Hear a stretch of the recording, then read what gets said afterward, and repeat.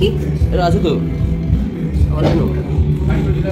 হাতে হচ্ছে কিনা এবার দেখ তো সবাই হাত ধরে দেখি তো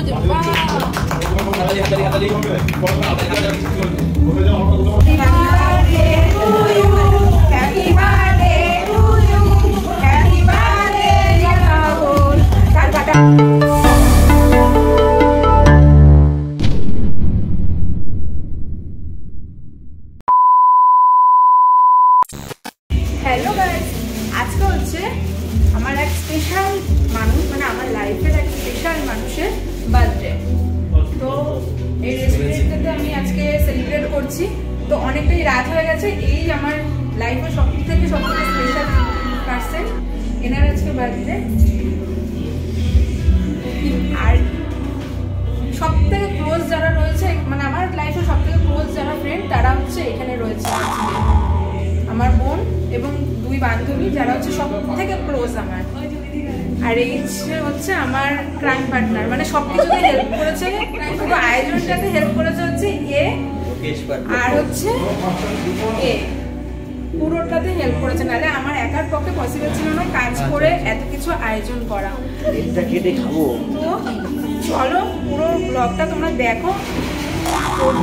তোমরা তোমাদের যদি স্পেশাল মানুষের বার্থডে আয়োজন করতে যাও, এইভাবে এই আইডিয়াতে তোমরা কিন্তু আয়োজন করতেই পারো খুব শর্ট টাইমে। এবং এই রেস্টুরেন্টটাতে আসতে পারো। এটা হচ্ছে সোদপুরে দ্য ইন্ডিয়ান রেস্টুরেন্ট, একদম চণ্ডীতলার পাশে পেয়ে যাবে, ভূতের রাজা দিলবরের ঠিক একটু পরেই দ্য ইন্ডিয়ান রেস্টুরেন্ট, একদম ওপেন রোডে রয়েছে। তোমরা চাইলে আসতে পারো। এখানে বিহেভিয়ার তো খুবই ভালো, তার সঙ্গে এত সুন্দর যে ডেকোরেশনটা তোমরা দেখলে পুরোটাই কিন্তু দাদা নিজের হাতে করেছে। তো তোমরা এখানে আসতে পারো, খুব ভালো লাগবে। তো চলো পুরো ব্লগটা দেখো।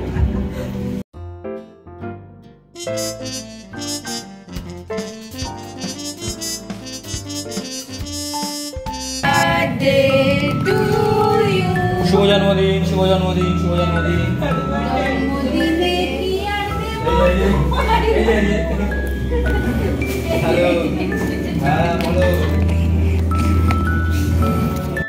এই গিফটটা জানো তো আমি অনেক ভেবেচিন্তে তারপরে আমি সিলেক্ট করেছি। আসলে প্রত্যেক বছরই কিছু না কিছু একটা গিফট তো দেওয়াই হয়, আর তার সঙ্গে সারপ্রাইজও কিছু না কিছু দিই। কিন্তু এখন এত পুরনো হয়ে গিয়েছে যে এখন আর মাথাতেই আসে না যে কি গিফট দেবো। মনে হয় সব কিছুই তো দিয়ে ফেলেছি গিফট, এবং সব ধরনের সারপ্রাইজই আমি ওকে দিয়েছি।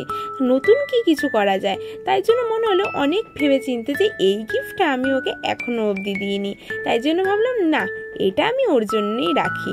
যাই হোক, এই সুন্দর ব্রেসলেটটা আমি ওর জন্য নিয়েছিলাম। কিন্তু কি করব বলো, যেহেতু সারপ্রাইজ গিফট, তাই জন্য তো হাতের মাপ আমার জানা ছিল না।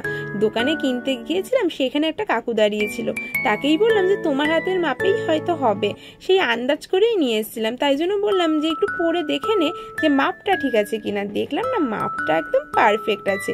এই হাতের মাপটা একদম পারফেক্ট থাকায় আমার কিন্তু খুব আনন্দ হয়েছে যে সেকেন্ডবার আর দোকানে গিয়ে রিটার্ন করতে হবে না। যাই হোক, অনেকটা রাত হয়ে গিয়েছিল, তার কারণ আমি তো অফিসে গিয়েছিলাম, ওখান থেকে এসে আমি সেলিব্রেট করছি, তার জন্য অনেকটা রাত হয়ে যাবে। কেকটা তাড়াতাড়ি কাটিং করে নিয়েছি, না হলে তো আবার পরের দিন 12টা বেজে গেলেই পরের দিন হয়ে যাচ্ছে, সেটা কি আর ভালো দেখায় বলো। যাই হোক, কেকটা কিন্তু খুব সুন্দর ছিল জানো তো, বেশ হালকা কফি একটা ফ্লেভার ছিল। যাই হোক, সবাই চলে এসছে মোটামুটি আমাদের এখানে। এখন কেক কাটিং হবে আর তারপরে বাকি এনজয় হবে। তো আমি তো পাশে দাঁড়িয়ে পড়েছি, কেকটার হ্যাপি বার্থডেটা উল্টো রেখেছিল, সেটাই সোজা করে দিলাম। তো চলো সবাই মিলে কেকটা কাটি।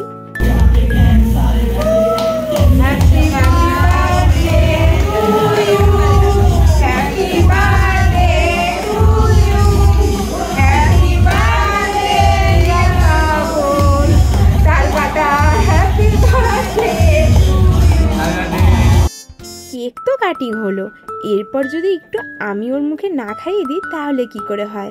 আর এত সুন্দর মোমেন্টটা মনে হয় যদি চলতেই থাকে তাহলে না কতই ভালো হয়। যাই হোক, কেকটা খেয়ে একটু ক্রিমটা আমি মুখে লাগিয়ে দিলাম। আমি কিন্তু এই ক্রিম লাগিয়ে খুব মজা পেয়ে গিয়েছি, তাই না? তোমাদের কেমন লাগে এরকম কেকের ক্রিম যদি কারোর মুখে লাগিয়ে দাও? যাই হোক, আমি একটু ভদ্রভাবেই লাগালাম, তার কারণ আমি একটা রেস্টুরেন্টে ছিলাম। যদি এটা কারোর বাড়িতে হতো তাহলে মনে হয় পুরো ভূত করে দিতাম মাখিয়ে। যাই হোক, এখানে সবাই সবাইকে কেক খাওয়াচ্ছে, আর এই মোমেন্টটা আমার দেখতে খুব ভালো লাগছিল। আর তারপরে কিন্তু আমি ওখানে খাবারের অর্ডার দিতে চলে গিয়েছিলাম, কারণ রাত তখন অনেকটাই হয়ে গিয়েছে। আর বলে রাখি, পুরো ডেকোরেশনটা কিন্তু এখানকার যে স্টাফরা রয়েছে তারাই করেছিল, আমাকে কিছুই করতে হয়নি।